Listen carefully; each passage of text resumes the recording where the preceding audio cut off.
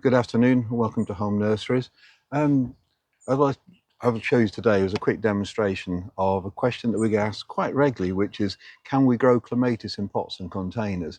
And the simple answer is yes. If we follow this sort of process for doing it, it's something I've trialed over the last 35 years and it has worked really successfully. So what I'm going to run through is some of the things that I've learnt over that time and how I've achieved to make clematis look absolutely stunning for long periods. I am lucky at the moment as well that we have a gentleman based on Guernsey called Raymond Everson, who's bred an extraordinary range of clematis over the years. And these varieties he's specially bred to perform well in pots and containers. They will quite often start flowering now, and these will be flowering on potentially all the way into the early autumn period, and they will grow beautifully in pots and containers. There's some varieties like Bijou which will only grow 18 inches or 2.5 feet high, up to new varieties now which may came up to 4 to 6 feet high, which is a perfect height for containers. So I'll show you how I approach doing containers, and this is with some tips that I've learnt as well. So choose a nice sized terracotta pot, or choose a nice sized pot. Make sure it's pre-watered and damp first. You can usually tell when you tap the side of your container. If it's terracotta and it's damp, it'll go a thud. If it goes a ting, it's a bit dry. So do water it a little bit. That way it stops taking the moisture out of the compost when you plant it in there. Decide where you're going to plant it up. Put your terracotta feet underneath the pot as well, just to get you moving there. With something as big as this, it's difficult to move once it's been filled with compost. Place your feet, ideally, not so they protrude from the base, but actually sit under slightly. So you've got climbing pests like vine weevil, can't able then to climb up the pot foot onto the side of the container and into the pot. If it's tucked away, they can't climb upside down, so they fall off. It'll save them going into the pot. First thing in the bottom of your pot, put a small mesh material. You put that on the base and cover the hole with that. That will stop small invertebrates and slugs and snails from going in through the base through the holes into your containers. So put that in the bottom first. Lay them in there. Put in sharp stones or gravel or brick or stones to a depth usually of about 2 inches, 2.5 inches. Nice and deep. This is to maintain the winter drainage of your pots and containers. There's nothing worse for plants than waterlogged pots where the roots sit in water for several days at a time during the winter, and they will end up getting things called phytophthora and black root rot, where they will deteriorate quite quickly. So, in a pot this big, you either need quite a bit of material and speed the process up by pouring a bit in.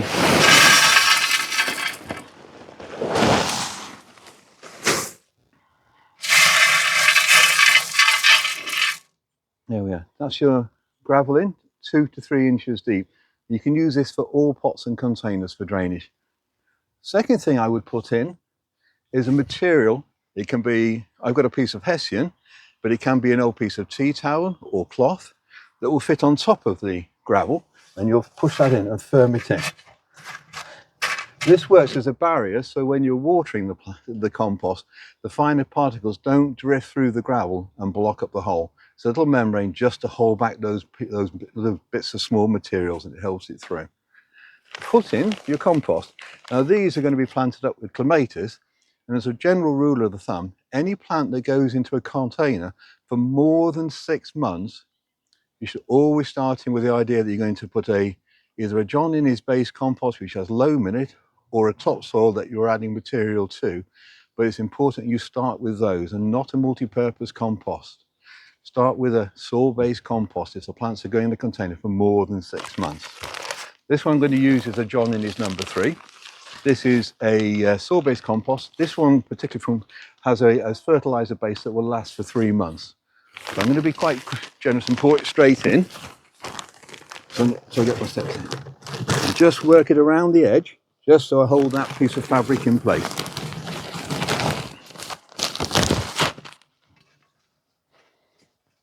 Just break it up slightly. Fill it in. I'm using my plants pot as a fork just to judge the depth on the hole. And you can see at the moment that's about 3 or 4 inches below the surface, which is a bit too deep. I want to end up planting it so the soil level on this is about 3 to 4 inches below the surface of the soil. So I can, because it's a clematis, I like the base of their stem covering, so I'll cover that in about 2 inches of soil when I pop it in. So I'm just a little bit deep, so I'm going to put a bit more soil in.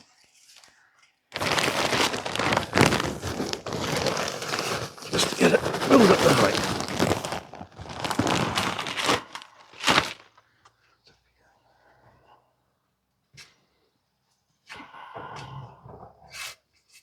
Let me just retest it.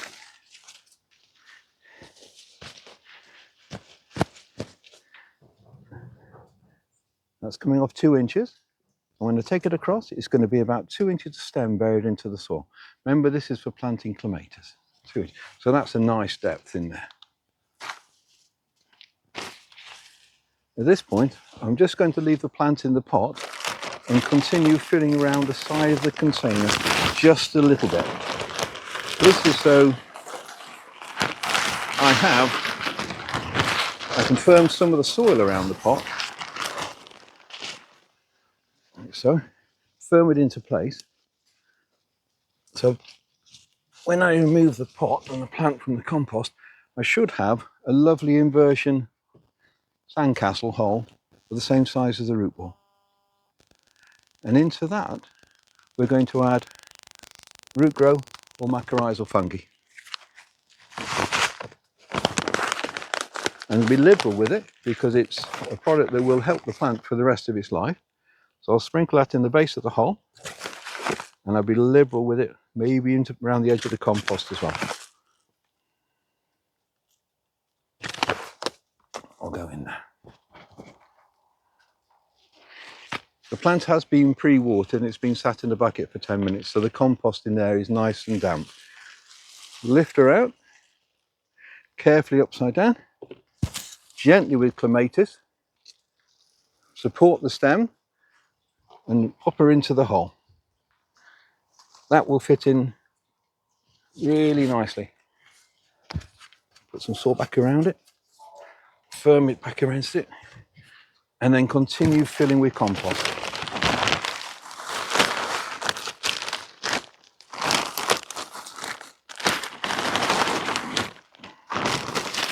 Not enough in there, so I'm going to get some more compost and carrying on filling up.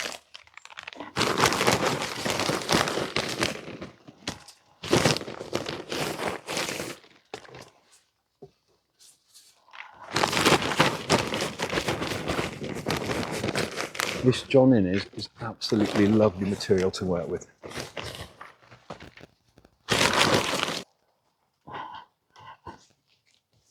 Firm it in against the root ball and then just loosen it around the side. You can see there, that's the level of the soil from the clematis, and I'm going to, because it's a clematis, I'm going to go fill it a little bit above it by about 1.5 inches to 2 inches. You'll find the base of the clematis will then root into that soil, and you'll have apical dormant buds below the surface that will shoot it over time, particularly if you follow a good pruning technique with the plant.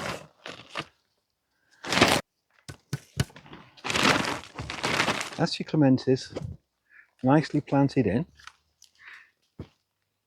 It's firmed in and settle in.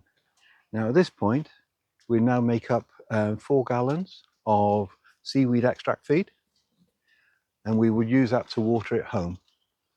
The seaweed extract is a biostimulant and encourages those new roots to grow into the surrounding soil quite quickly and develop into there. So that's why it's important. The seaweed we will also use on a regular basis.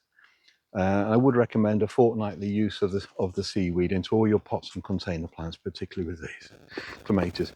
In terms of feeding, this one, as I said before, has a 4-month feed in there, so you may not need to feed it for the next 3 months or so. But if you do want to feed, once that's used up, then use either an organic based feed, such as blood, fish and bone, or an organic feed delivery product that will give an ONS delivery service to the plant, such as Vitax Q4. Also, when you finish planting your container, you may want to put against a wall and grow up a wall and a piece of trellising work upon the wall, which you can do quite easily. If you wanted to make it a feature in the garden somewhere and stand alone in its own right, you might want to put some additional height into the container. And one of the things that we sell here are handmade solid bar obelisks. This is made locally near Blandford St. Forum.